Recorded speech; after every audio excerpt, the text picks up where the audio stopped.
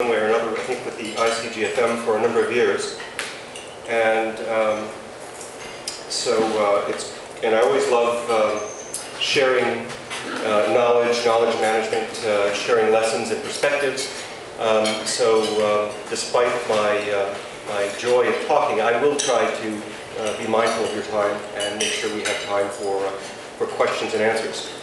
And I need to say up front that these views are not the views of the International Monetary Fund or any other institution with which I've been associated.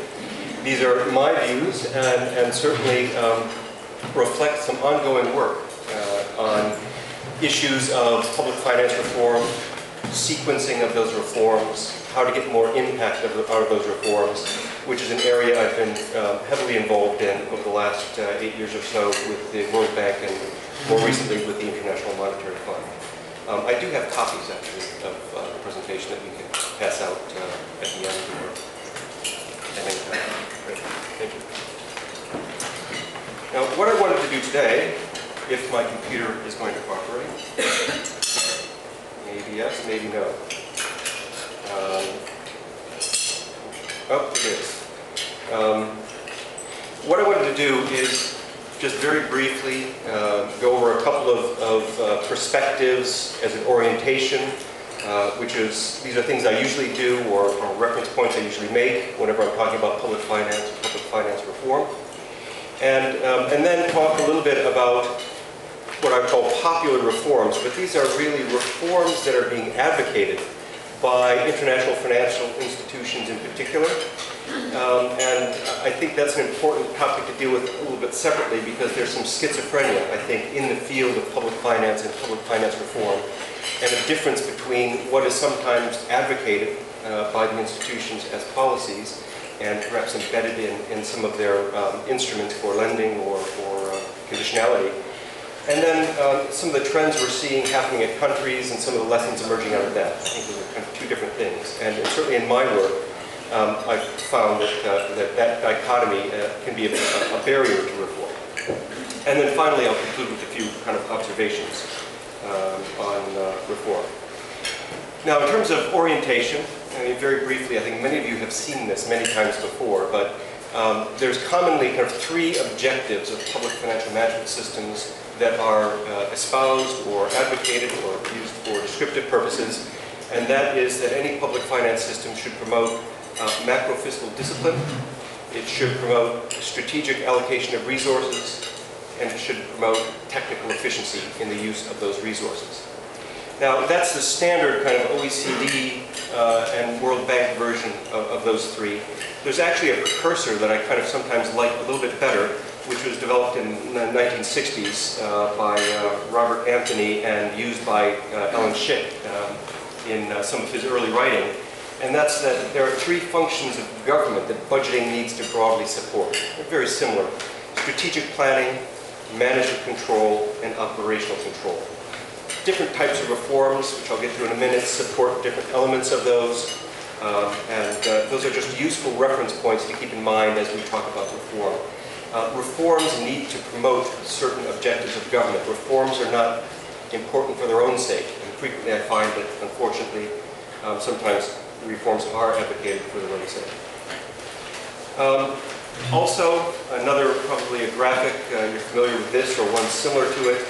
When we talk about public financial management, what we're talking about is the entire cycle of resource collection, allocation, planning, execution, reporting, auditing, evaluation, all of those aspects, and all of the different institutions that may or may not be involved in various countries. Certainly it involves the executive branch. Some countries it does not involve the legislature, but we think that that's an essential element too, the legislative involvement in these processes for planning, at what stage do they get engaged in the process, also of course accountability, and increasingly civil society engagement in the budget process, and how can civil society participate in budgeting and decision-making of government, as well as accountability. So again, another reference point just to help set the scope of what it is I will be covering. Now on to what I think is more than neat, which is some of the popular reforms. Now these are reforms, some of them will be, in fact most of them should be familiar to you, and if they're not, if some of these terms are not, we can go into detail. This is a fairly broad brush presentation, so there's not time to really dig down into what is a medium-term expenditure framework. But if you have questions, we can certainly address them. Now, what I have listed here is a set of the popular reforms that we frequently find either in conditionality of international institutions or lending instruments of various institutions. And so the medium-term expenditure framework is in particular a very popular one. Performance and program budgeting, integrated financial management information systems or automation of financial management systems, fiscal responsibility laws, etc., treasury accounts. Now, these are what you'll find recommended in almost every situation, in almost every country around the world. It doesn't matter whether it's a post-conflict environment, it doesn't matter if it's an upper middle income country, you're going to find this same set of recommendations cropping up in the documents, which starts to raise a suspicion. If it's the same measures that's applicable to all countries, there's probably something wrong with the model that's being advocated. There's probably something wrong with the way we're approaching this, because it cannot be that every country needs the same types of reforms. Now, accrual accounting, one note, I put some question marks down at the bottom because accrual accounting is one of the reforms more recently that I think has become a bit of a fad. It's certainly being advocated as something that countries, and the IMF is one of the people or organizations espousing accrual accounting. But whether or not it provides benefits in terms of supporting macro-fiscal discipline, strategic allocation of resources, and operational efficiency in practice, not just in theory, is a question that's open, I think, still to some debate. And we're seeing some interesting studies and reviews coming out of Australia and the United Kingdom on if they knew now, or if they knew then what they knew now, would they have undertaken some of these reforms on accrual budgeting or accrual accounting? So I think that's still an open debate. And again, it's not the views of the International Monetary Fund, but rather my perspectives. These reforms vary in size and scope in terms of their intensity, the amount of effort they take in terms of a country implementing them, from something very broad like a medium-term expenditure framework to some of the very specific things that generally we wouldn't probably argue with, improvements in internal control environments or internal audit in different countries, or improvement in external audit. So there's a wide range of what I'm calling reforms here, and I appreciate that the differences in each of those.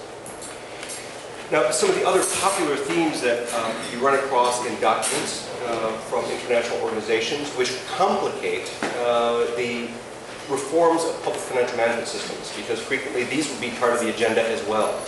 And sometimes finding specific actions to take in a country that fit many of these different things is very challenging. Or having a country having to undertake many of these things simultaneously is extremely challenging. So anti-corruption is one of the more recent reforms. Of course, different aspects of the public finance system have an impact on corruption or the ability to reduce corruption. But also there's recommendations for separate bodies like anti-corruption commissions to be set up in a country to, it's kind of maybe a fourth branch of government that has independent auditing and authority to go and investigate and start criminal proceedings and different things like that. I think this is still an experiment that's open to analysis and evaluation.